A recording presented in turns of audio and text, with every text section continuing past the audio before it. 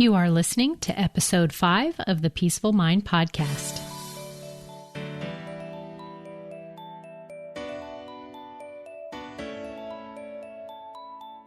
Welcome to the Peaceful Mind podcast, a place for creating the peace of mind you need to be the best mom you were created by God to be. If you want to bring more balance, more joy, and more peace to your motherhood, this is the place for you. I'm your host, certified life coach and Catholic mom, Danielle Thienel. In the name of the Father, of the Son, and of the Holy Spirit, let's get started. Here we are at episode 5 already. I hope you've had a chance to come along for this new podcasting ride with me from the beginning. And if so, how am I doing? A little green maybe? But I am committed to getting better in delivering you valuable information that relates to our faith and life coaching concepts that are easy to apply to your Catholic mom life right now. If you like what you are hearing, I'd be so grateful for a review, and I hope to start reading them on future episodes if you give me permission. Your feedback is so helpful to me to give some direction as to what you might want help with at the moment in your motherhood. But until I hear from you all, I am just going to keep going with sharing all the useful and helpful tools and concepts I've learned that have given me a roadmap to having peace in my motherhood and to be experiencing more joy, balance, and connection than I ever thought possible. And I'm here to make it available for your life too. Today's episode is the basis for all of it, the foundation for not only creating the most peaceful life possible, but for creating anything, really, anything you want in your life. It's true. I feel as if I know a little secret of the universe, like I have a door into what God's inside knowledge is of how He creates. And that, my faith-filled friends, is something I cannot keep to myself. In fact, through the Holy Spirit's direction, I have made spreading this work of how to regain a peaceful mind my purpose, to teach others to know these insights too, so you too can go on co-creating with God to live out the joyous, abundant life you were meant to live. So let's dive into today's episode. By the title of my show, the Peaceful Mind Podcast for Catholic Moms, you can guess that what I am about is offering knowledge on how to have a peaceful mind. I offer my own experience as a Catholic mom with my expertise of being a certified life coach to help women just like you have peace of mind. To understand more fully how peace is created, we must first start by looking within our minds to our patterns of thinking, because it is our thinking, our thoughts we think and beliefs we believe, from which all else is created. So today we're going to take a look at your thinking in ways you may not have before. So fun. And I want to start with my first point, which is you are not your thoughts.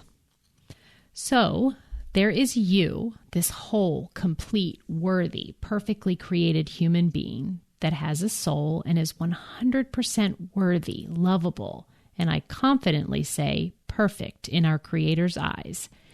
And then separate from you is a mind that has ideas, notions, sentences, or phrases that just come and go. These thoughts just enter into the brain and they pass right on out.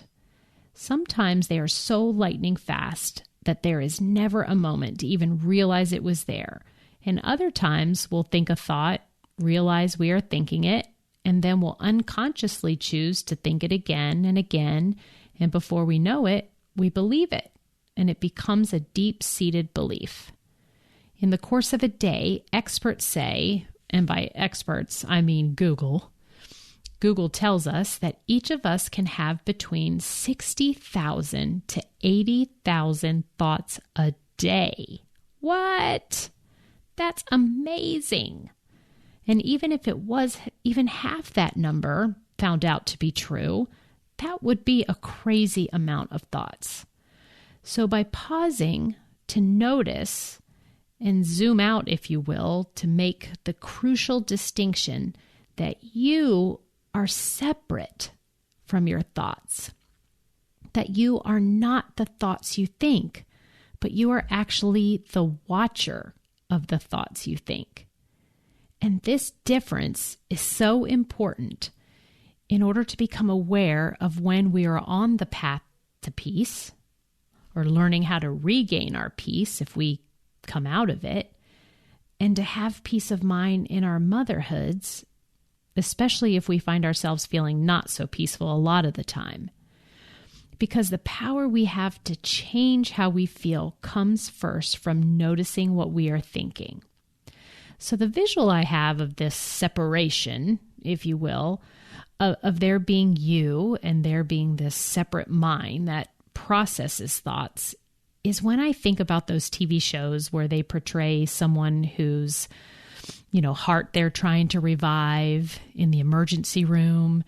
And as the person might die, like for a bit, it shows them outside of their body and actually watching the doctors fervently trying to revive them. Do you know what I mean? What I'm trying to explain here? So they're currently outside of their body watching the doctors and nurses work on them. Now try and use that image with your own thinking about you stepping outside of your body, watching your mind have thoughts pass in and out of it.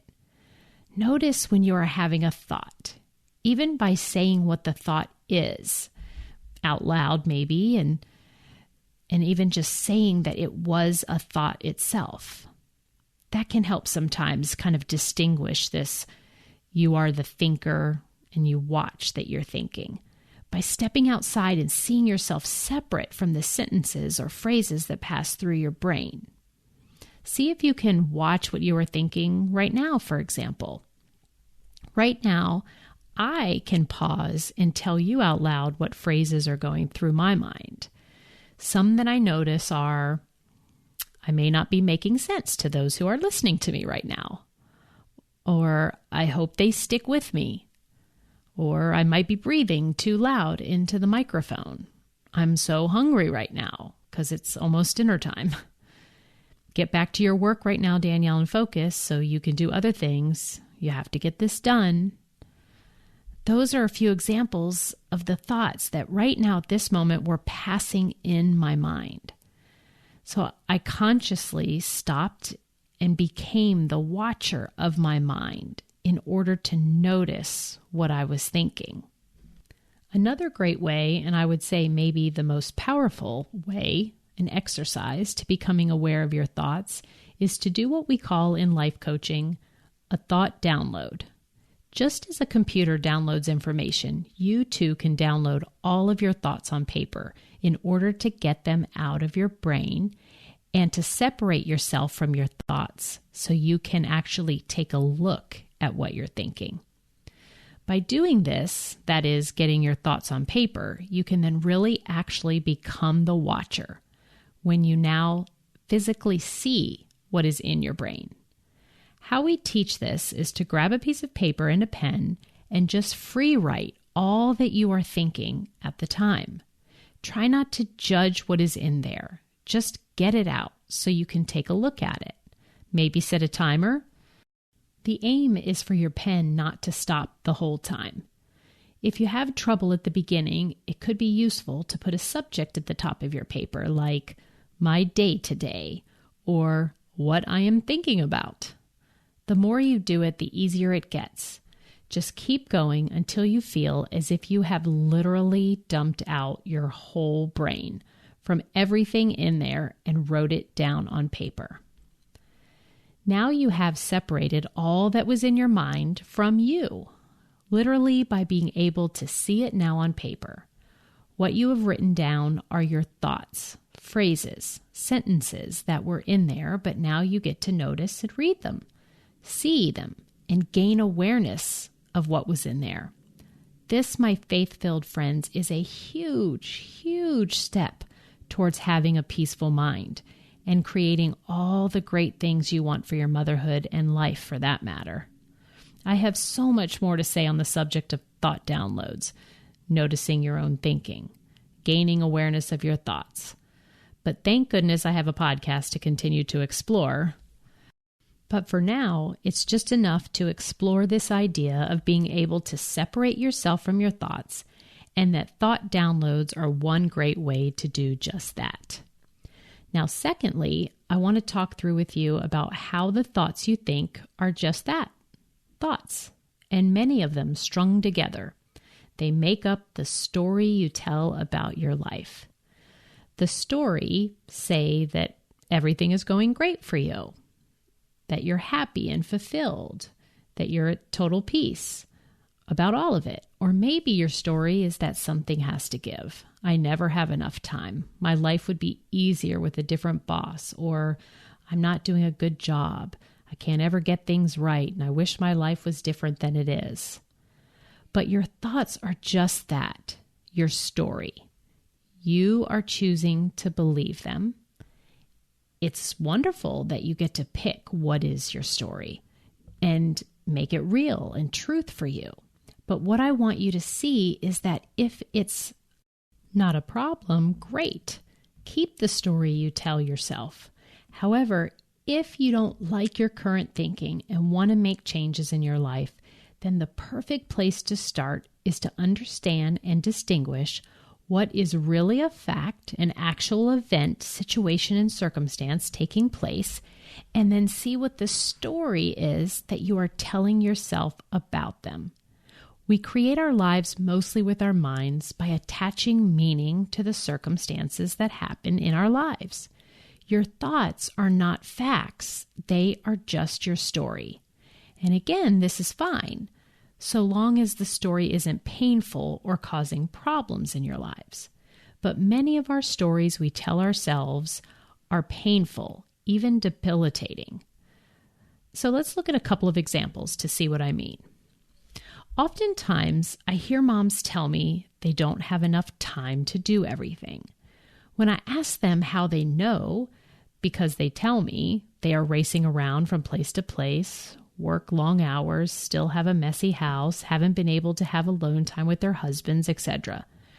However, after a series of questions like, how much time did you watch TV this week or scroll on social media? Or can you continue to work on work when office hours were over?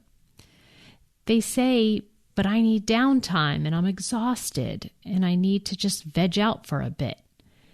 And I say, yes, I understand. I get it. And I am someone who enjoys these things too. But the point I want to make is that the story you are telling yourself is that you don't have enough time. But the facts, especially if you kept a time journal and really took a look at where and how you're actually spending your time, you could possibly find ample hours to get what you want to get done and do what you need to have to do. So a second example of separating our thinking from actual facts that are happening when someone says they don't have money.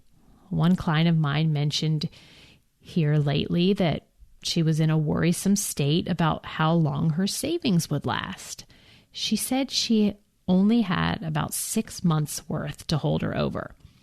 But when I asked her if she had taken a look at what her actual income and expenses were in relation to her savings account balance, she listed off some additional information of projects she was going to be paid on soon, a tax refund that was due to her in a few weeks, and some money that she had available in a money market account to use should she need it.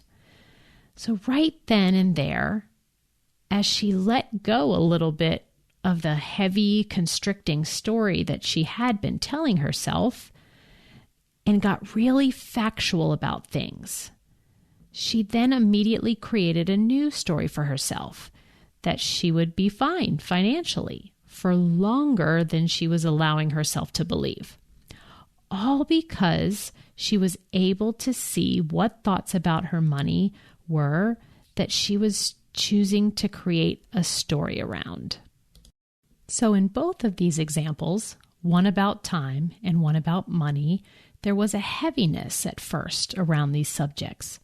But by separating the thoughts they were having from actual facts, the circumstances taking place, we were able to get a little distance from the thinking of the story they were telling themselves, and then find some relief. Okay, so now you know that you are separate from your thinking and that you have the ability to become the watcher of your thinking. And in this way of seeing what's in your mind, then writing them down, you can then better understand the last point I want to talk about today, which is you get to choose what thoughts you think about anything. I oftentimes refer to this concept as the best news ever. Yes, my faith-filled mama friends, you do get to choose what thoughts you think every moment, all day, every day. There is never not a moment when the choice is not yours.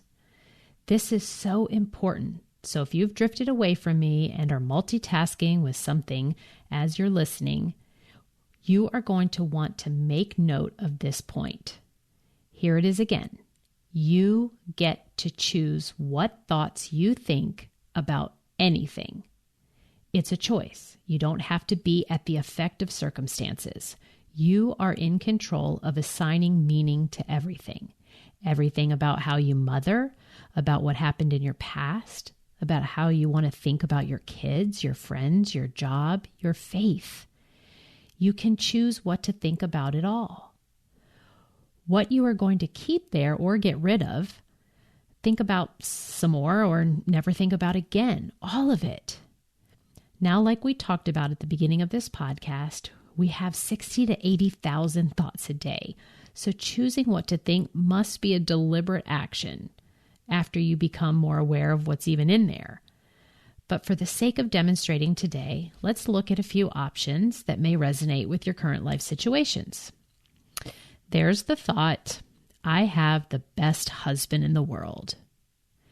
And there's also a choice of thinking, I have a husband that's just okay. You could think, my kids never listen to me and it's so annoying. Or you could think, my kids are just acting as teenagers do sometimes. How about when you're believing someone like your boss is making your life harder? And you get to choose to think, she is so demanding. Or you could believe that I need a push to get this finished and appreciate a time-conscious boss. Moms, what do you want to think about how much time you have? What do you want to choose to believe about how you are mothering at the moment? About your looks, about your home, about the relationship you have with Christ? Do you know that you get to choose what to think about it all? That in your mind right now is a whole bunch of thoughts about it all. Some negative, some positive, some just indulgent and not useful to help you create an amazing life, and some that would serve you well if you chose to think them again and again on purpose so that they become true beliefs for you. I love to think that I'm a good mom. And I choose to think it even when I blow it and make mistakes like humans tend to do. Thinking I'm human and moms make mistakes serves me so much more than beating myself up with thoughts like, there I go again, or why can't I keep my cool when other mothers are able to? But what I want you to know today is that the choice is yours. The assignment of what it all means is assigned by you. You get to write your own story and choose to think what you want about everything. So this week, pick something that you think has been making you feel awful, something you find yourself having lots of thoughts about. Try a thought download. And that I mentioned about earlier, catch some of those thoughts. And see what you've been telling yourself and start to notice the story around it. Separate what's fact and see if there are other ways to think about it. If there are some thoughts that make you feel better, then choose those and start to rewrite new beliefs for yourself. This is the work, my friend. The work that leads you closer to a peaceful mind. So in light of all this information given out today on the episode, I want you to take away these 3 points and contemplate them this week in your mom life. 1, you are separate from your thoughts. 2, there are circumstances of life, and then there are your thoughts about the circumstances. You can separate out the facts from your story that you're thinking about. Number 3, you get to choose what to think. Keep what you think or choose another thought. The power is always yours. Okay, this was big stuff today, but don't let it feel overwhelming. I will repeat these concepts and keep retelling them in episodes to come, and together we'll get there. But just know that it all starts with your thinking, and from here you will be able to create the peace in your motherhood and a peaceful mind and a peaceful life.